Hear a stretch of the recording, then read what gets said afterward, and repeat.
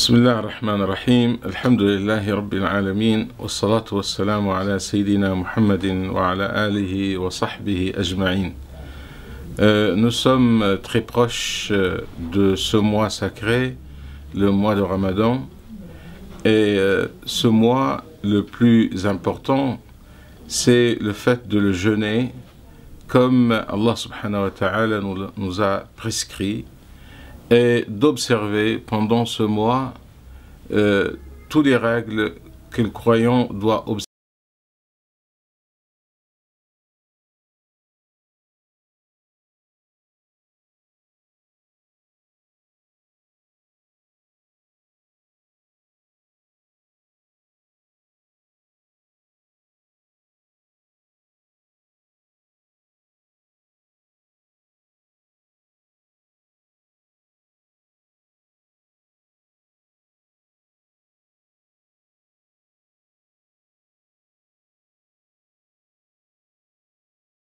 Et il a parlé à la fin de ce verset que le jeûne doit amener les croyants à acquérir la piété. Car le jeûne, qui est une adoration intime entre le croyant et Dieu, c'est un culte, c'est une pratique qui doit cultiver la piété dans le cœur du croyant. À côté de cette importance du jeûne, il y a un sujet pratique, je dirais, qui se pose aux musulmans, je ne dirais pas uniquement aux musulmans de France, mais à tous les musulmans à travers le monde. Chaque année, ils se répètent, ils se posent cette question, quel jour nous devons commencer notre jeûne? Et quel jour le mois de Ramadan prend fin pour fêter Al-Eid? Alors cette question, elle est posée, et souvent elle est source parfois de polémiques entre les musulmans par rapport à la règle qu'il faut adopter pour fixer le début et la fin de ce mois. On doit préciser que lorsqu'on parle des prescriptions islamiques, al-ahkam, qui sont contenues bien sûr dans le Coran et la sunna du prophète alayhi salatu wassalam, les savants ils ont distingué entre deux types de prescriptions. Le premier, ce qu'ils ont appelé al-hukm at-taklifi, c'est-à-dire il y a une prescription pratique qui concerne le croyant dans sa pratique, où on trouve un ordre, une recommandation adressée au croyant pour pratiquer telle chose, comme dans le verset que je viens d'évoquer dans Surat al-Baqarah, qui parle de la prescription du jeûne. Mais il y a un deuxième type de al-hukm, de la prescription, ce que les fuqaha, les savants appellent al-hukm al-wad'i. Al-hukm al-wad'i, c'est du type de condition de l'application de la prescription pratique. Alors si on revient au jeûne, l'obligation pratique c'est de jeûner, d'observer les règles du jeûne pendant tout un mois. Et al-hukm al-wad'i, la condition, parmi les conditions bien sûr d'observer cette obligation, c'est de jeûner tout un mois et de commencer dès le début du mois jusqu'à la fin du mois. Alors comment nous devons connaître le début du mois? Si on revient au Coran et la Sunna, et aussi il faut rappeler que les textes du Coran et aussi de la Sunna sont des textes qui s'accordent. Il n'y a pas d'opposition car c'est la même source, hein, le Coran et la Sunna authentique bien sûr, elles viennent d'une même source, c'est la révélation qui est venue au prophète alayhi salatu wassalam. On trouve dans plusieurs versets, tels que le verset de Surat Yunus, le verset 10, qui nous parle que Allah subhanahu wa ta'ala, lorsqu'il a créé le soleil et la lune, parmi les finalités de la création de le soleil et la lune, c'est d'aider à fixer le temps, à aider au calcul, et aussi pour connaître les débuts du mois, pour justement observer les prescriptions telles que le mois de Ramadan et telles que également le pèlerinage, mais aussi c'est à travers ou à l'aide du mouvement du soleil qu'on fixe également les heures de prière. Et pour connaître ce début du mois, est-ce que on doit chercher à observer la nouvelle lune telle que le hadith il le dit, Soumu li ru'yatihi wa aftiru li ru'yatihi, et est-ce que ce moyen-là que le prophète sallallahu alayhi wa sallam, c'est-à-dire commencer le jeûne avec l'observation du croissant lunaire, et également arrêter le jeûne lorsque vous allez observer le nouveau croissant lunaire du mois de Shawwal. Est-ce qu'il s'agit là d'un ordre du prophète sallallahu alayhi wa sallam qu'il faut respecter et de voir la nouvelle lune comme un seul moyen pour connaître le début du mois, ou il s'agit là d'un ordre du prophète sallallahu alayhi wa sallam qui s'adapte avec le temps, car à cette époque, avant 14 siècles, certes que les musulmans n'ont pas d'autres moyens, aujourd'hui on parle du calcul astronomique, et il n'était pas possible à leur époque de chercher la détermination, la fixation du début du mois à travers des calculs. Il y avait la science de l'astronomie, mais qui n'était pas une science développée telle qu'elle est aujourd'hui. Et encore plus, c'était aussi mélangé peut-être avec l'astrologie. Et c'est ça qui a amené un certain nombre de savants de ne pas aimer utiliser les calculs pour, tout d'abord, certains, parce qu'il y a un hadith pour eux qui est explicite, qui ordonne les musulmans de voir visuellement Soum li ru'yatihi, commencer le jeûne avec la vision de la nouvelle lune, et en plus, le calcul qui était proposé à cette époque n'était pas un calcul fiable tel qu'il est aujourd'hui, avec une science exacte qui nous donne des données scientifiques et exactes. Et ce qui montre que la vision oculaire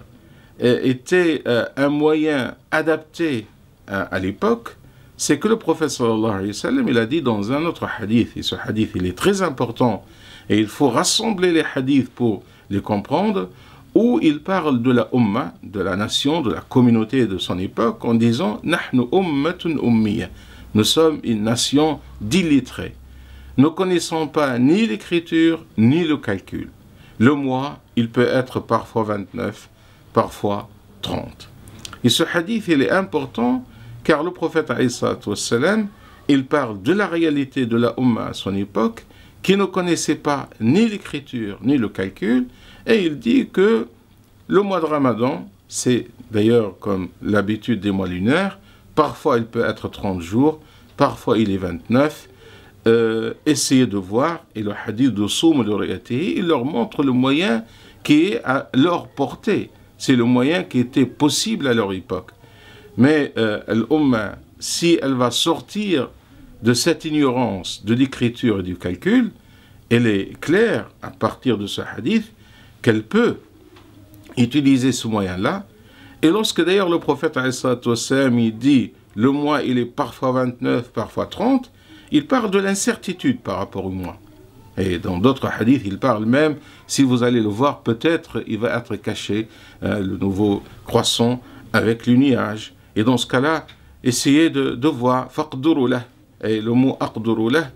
certains ils l'ont interprété même par le calcul, et d'autres ils l'ont interprété par le fait de finir le mois. Si vous êtes dans le 20e jour, vous allez jeûner encore un 30e jour pour finir le mois 30 jours. Alors, si aujourd'hui nous avons ce moyen qui est sûr, et d'ailleurs, il faut rappeler que l'avis qui dit que le calcul scientifique peut être un moyen pour déterminer le début du mois, c'est un avis très ancien. Ça remonte jusqu'à l'époque des successeurs des compagnons, puisque nous avons un grand faqih qui s'appelle Al-Mutarraf ibn Abdullah ibn Shikhir, qui disait à l'époque des successeurs qu'il est possible de se baser sur le calcul scientifique pour fixer les débuts du mois. Et après, nous avons connu plusieurs savants tels que Ibn Surayj, l'imam Subki, et on trouve des avis chez les Shafi'ites, mais aussi chez les Malikites, comme Ibn Daqiq al-Eid, et il y a un avis qui est également rapporté dans Khalil et chez le Qadi Iyad. Tout ça, ça montre que cet avis qui parle du calcul, même avec les anciens, était un avis qui était évoqué. Et aujourd'hui, on trouve des grands savants qui, bien sûr, qui nous disent, tels que le grand muhaddith, l'imam Ahmed Shakir, mais aussi Cheikh Mustafa Zarqa, Cheikh Youssef al-Qardawi et beaucoup d'autres, qui nous disent aujourd'hui, avec toutes les données scientifiques qui sont à notre position, nous avons la possibilité de fixer un calendrier bien clair et un calendrier qui est sûr par rapport à tous les mois lunaires d'ailleurs. Si aujourd'hui nous défendons cet avis qui est un avis de conciliation en fait, car l'avis que nous défendons aujourd'hui, c'est pas le calcul pur qui se base sur la naissance de la nouvelle lune, ni la vision oculaire que certains considèrent est une obligation ou c'est une condition pour connaître le début du mois, mais en fait c'est le calcul de la possibilité de la vision de la nouvelle lune. Et c'est un avis qui a concilié les deux, qui a respecté à la fois la vision, la possibilité de la vision, parce que parfois on ne peut pas le voir, mais aussi qui a respecté d'autre part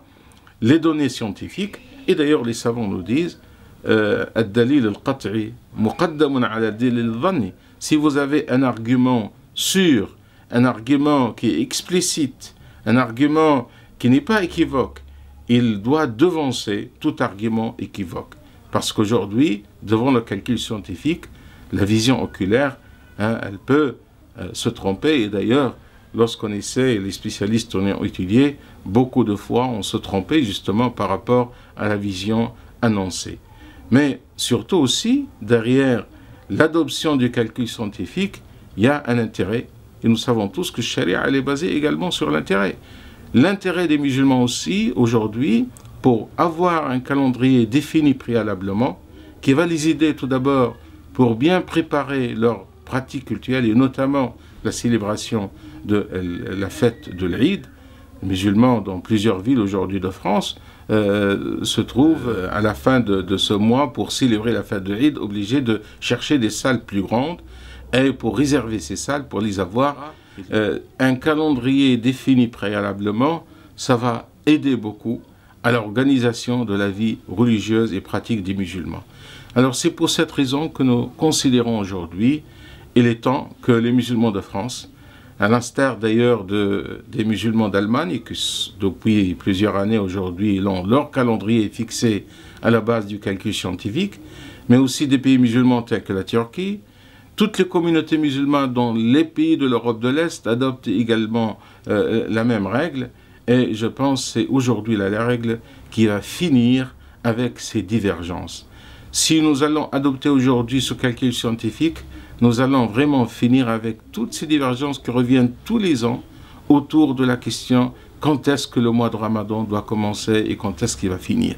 Alors que ce moyen est un moyen tout à fait légal, basé, fondé à la fois sur les textes du Coran, sur les hadiths du prophète sallallahu alayhi wa sallam, sur l'avis également de plusieurs savants,